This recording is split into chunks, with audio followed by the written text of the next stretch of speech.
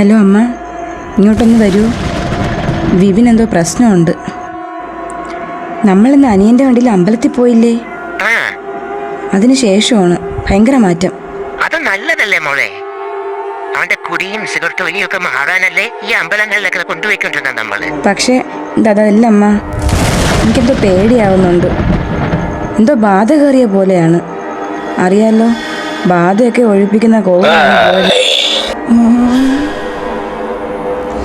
മിണ്ടിപ്പോരുത്, ഞാനെല്ലാം കാണുന്നുണ്ട്.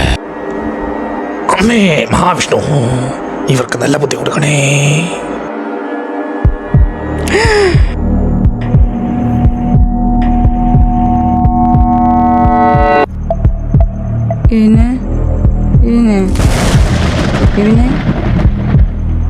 The next day.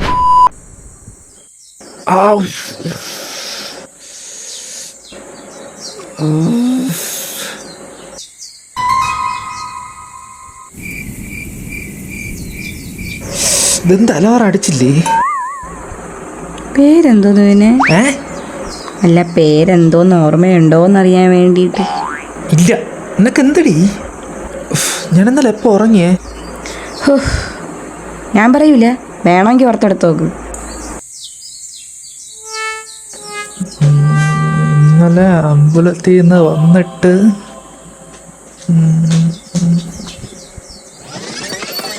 എടേ നമ്മളിപ്പോൾ വന്ന് കയറിയതേ ഉള്ളൂടേ.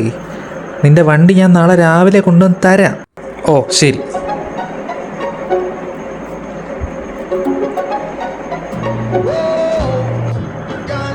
ആഹാ, ഇവൻ ഗൾഫിൽ പോയി സിഗരറ്റ് വലിയും തുടങ്ങിയോ?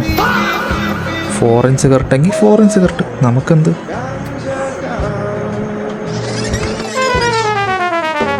ചേട്ടാ, മാന്യനായ അനിയ, ചാള് വന്ന് വാങ്ങിച്ചോളാം. ഏ